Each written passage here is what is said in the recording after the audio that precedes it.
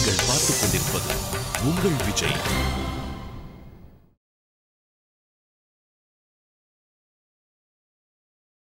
உங்கள் அனைவருக்கும் இனிய காலை வணக்கம். இந்த நாள் நிகழ்ச்சியில் இன்றைய பஞ்சாங்கம்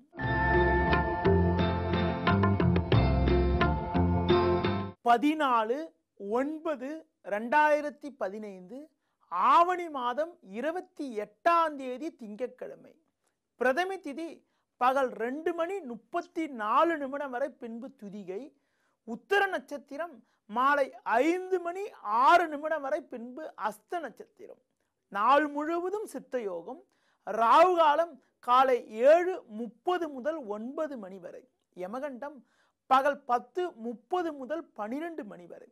சுப ஓரைகள் மதியம் 12 மணி முதல் 1 மணி வரை, பிற்பகல் 3 மணி முதல் 4 மணி வரை, மாலை 6 மணி முதல் இரவு 8 மணி வரை, பின்பு இரவு 10 மணி முதல் 11 மணி வரை.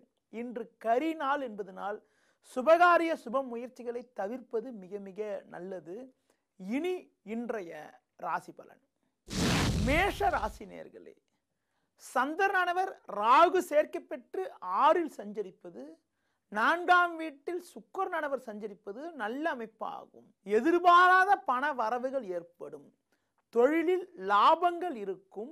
வேலையாட்களுடைய ஒத்துழைப்பு கூட சிறப்பாக இருக்கும். ரிஷப ராசி நேயர்களே, செவ்வாய் 3இல் அமைய பெற்று 5இல் சந்திரனானவர் புதன் சேர்க்கை பெற்று சஞ்சரிப்பது நல்ல அமைப்பாகும். எடுக்கும் முயற்சிகளில் சாதகமான பலன்கள் ஏற்படும். உத்தியோகத்திருப்பவர்களுக்கு உங்கள் மீது இருந்த பழிச்சொல்கள் எல்லாம் விலகி நல்ல பேர் எடுப்பதற்கான வாய்ப்புகள் இன்றைய நாளில் உள்ளது. மிதுன ராசி நேயர்களே, சூரியனானவர் 3இல் இருப்பது சாதகமான அமைப்பு என்றாலும் 2இல் செவ்வாய் 4இல் சந்திரன் சஞ்சரிப்பதால் வீண் பிரச்சனைகள் ஏற்படலாம்.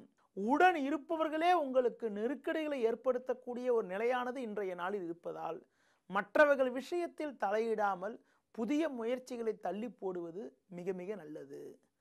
கடக ராசி நேயர்களே, 2ஆம் வீட்டில் குருவானவர் பலமாக அமைய பெற்று 3இல் சந்திரன் சஞ்சரிப்பது அற்புதமான அமைப்பு ஆகும்.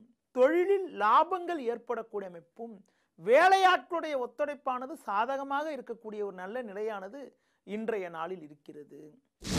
சிம்ம ராசி நேயர்களே, ஜென்ம ராசியில் குருவானவர் சாதகமாக அமைய பெற்று 2ஆம் வீட்டில் சந்திரன் புதன் சஞ்சரிப்பதால் ஏற்ற மிகுந்த பலன்கள் இருக்கும். நெருங்கியவர்களை அனுசரித்து செல்வது மிக மிக சிறப்பு. நீங்கள் எதிர்பார்த்த உதவிகள் கிடைத்து அதன் மூலமாக மன அமைதியானது ஏற்படுவதற்கான சூழலானது இன்றைய நாளில் உள்ளது. கன்னி ராசி நேயர்களே, ஜென்ம ராசியில் சந்திரனானவர் ராகு சேர்க்கை பெற்று சஞ்சரிப்பது, லாபஸ்தானத்தில் செவ்வாயும் சுக்கிரனும் சஞ்சரிப்பது நல்ல அமைப்பாகும். பெரிய மனிதர்களுடைய ஆதரவு உங்களுக்கு கிடைக்கும். உங்களுக்கு இருந்த நெருக்கடிகள் எல்லாம் படிப்படியாக விலகும். தாராள தன வரவால் இருக்கக்கூடிய கடன் பிரச்சனைகள், சிக்கல்கள் குறைந்து மன அமைதியானது ஏற்படும். துலா ராசி நேயர்களே, லாபஸ்தானத்தில் சூரியனும் குருவும் சஞ்சரிப்பதால் தொழில் வியாபார நிமித்தமாக லாபகரமான பலன்கள் ஏற்படும் என்றாலும் சந்திரனானவர் 12இல் சஞ்சரிப்பதால் எதிலும் சற்று கவனத்தோடு இருப்பது, கோபத்தை குறைத்து கொண்டு நிதானத்தோடு செயல்படுவது, நெருங்கியவர்களை அனுசரித்து செல்வது மிக மிக நல்லது.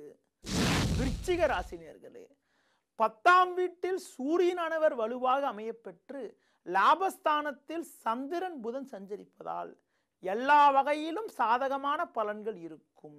தொழிலில் லாபங்கள் அதிகரிக்கும். வேலையாட்களுடைய ஒத்துழைப்பு மிக மிக சிறப்பாக இருக்கும். குடும்பத்தில் தடைப்பட்ட சுபகாரியங்கள் கைகூடி அனுகூலங்கள் ஏற்படும். தனுசு ராசி நேயர்களே, குரு பார்வை ஜென்ம ராசிக்கு இருப்பதும் 10ஆம் வீட்டில் சந்திரனும் புதனும் சஞ்சரிப்பது நல்ல அமைப்பாகும். எதிர்பாராத வகையில் சாதகமான பலன்கள் இருக்கும். உத்தியோகத்திருப்பவர்களுக்கு நல்ல பதவி ஒன்று தேடி வருவதற்கான வாய்ப்புகள் இருக்கிறது. மகர ராசி நேயர்களே, சமசப்தமஸ்தானமான 7இல் சுக்கிரன் அமைய பெற்று இன்று முதல் 9ஆம் வீட்டில் சந்திரன் சஞ்சரிப்பதால் 2 நாட்களாக நிலவிய குழப்பங்கள் எல்லாம் முழுமையாக விலகி ஏற்றம் ஏற்படும். தொழிலில் சாதகமான பலன்கள் இருக்கும். பண வரவானது நன்றாக இருக்கும். உடன் இருப்பவர்களுடைய ஆதரவு சிறப்பாக இருக்கும். கும்ப ராசினியர்களே, செவ்வாய் 6லும் 7ல் குருவும் சஞ்சரிப்பது பொருளாதார ரீதியாக சாதகமான பலன்களை ஏற்படுத்தக்கூடிய ஒரு நல்ல அமைப்பு என்றாலும், அஷ்டமஸ்தானத்தில் சந்திரன் சஞ்சரித்து இன்று நாள் முழுவதும் சந்திராசிரமம் இருப்பதால் நிதானத்தோடு இருப்பது, புதிய முயற்சிகளை தவிர்ப்பது, தள்ளி போடுவது, மற்றவர்கள் விஷயத்தில் தலையிடாமல் இருப்பது மிக மிக நல்லது. மீன ராசினியர்களே, சமசப்தமஸ்தானமான 7ஆம் வீட்டில் சந்திரனானவர் வலுவாக அமையப்பெற்று 6ல் சூரியன் சஞ்சரிப்பது நல்ல அமைப்பாகும். தொழிலில் இருந்த மறைமுக எதிர்ப்புகள் குறைந்து ஏற்றமும் உயர்வும் ஏற்படும். லாபங்கள் அதிகரிக்கும். கடன் பிரச்சனைகள் விலகி சேமிப்புகள் அதிகரிக்கக்கூடிய ஒரு இனிய நாளாக இன்றைய நாள் இருக்கும். இனி ஜோதிட தகவல்.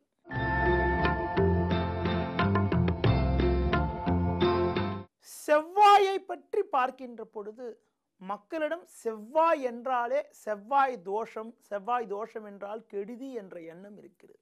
நடைமுறையில் பார்க்கின்ற பொழுது செவ்வாய் தோஷம் அதிகப்படியாக ஒன்றும் கெடுதிகளை ஏற்படுத்துவது இல்லை.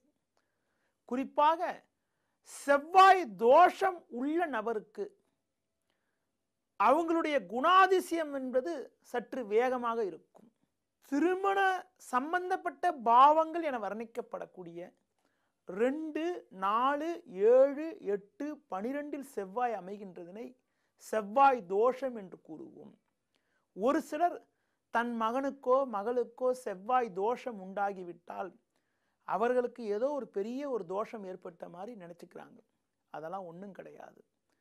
லக்ன பாவத்திற்கு 5 ஸ்தானங்களில் செவ்வாய் அமைய பெற்றால் செவ்வாய் தோஷம் உண்டாகிறது. அதனால் 12 கட்டங்களில் 5 கட்டங்களில் செவ்வாய் இருக்கின்ற பொழுது செவ்வாய் தோஷம் உண்டாகுவதனால் ஒரு பெண்ணுக்கோ ஆணுக்கோ செவ்வாய் தோஷம் இருந்தால் அதே மாதிரி செவ்வாய் தோஷம் உள்ள வரனை, அதாவது 2, 4, 7, 8, 12 எதில் செவ்வாய் இருந்தாலும் பரவாயில்லை, ஒருத்தருக்கு இருந்து அதே மாதிரி ஏதாவது ஒரு ஸ்தானத்தில் செவ்வாய் இருக்கிற மாதிரி ஒரு ஜாதகத்தை பார்த்து திருமணம் செய்து வைக்கின்ற பொழுது அவர்கள் இருவருடைய எண்ணங்கள், குணாதிசயங்கள், அந்த கோப சுபாவம் எல்லாம் ஓரளவுக்கு ஒத்து போவது போல் இருக்கும். அதற்கு தான் செவ்வாய் தோஷம் உள்ள வரனுக்கு செவ்வாய் தோஷம் உள்ள வரனை திருமணம் செய்து வைக்க வேண்டும் என்று கூறினார்கள். இதனை கண்டு அஞ்சாமல் செவ்வாய் தோஷம் உள்ள வரனுக்கு செவ்வாய் தோஷம் உள்ள வரன் கிடைக்கும் என்ற எண்ணத்தோடு இருங்கள். எல்லாம் நல்லதாக நடக்கும். செவ்வாய் தோஷத்தால் திருமணம் தாமதமானால் முருக வழிபாடு மேற்கொள்வது மிக மிக சிறப்பு. நேயர்களே, இதுவரை செவ்வாய் தோஷத்தை பற்றி உங்களிடம் விளக்கங்களை கூறினேன். மீண்டும் நாளை காலை உங்களை சந்திக்கிறேன். நன்றி, வணக்கம்.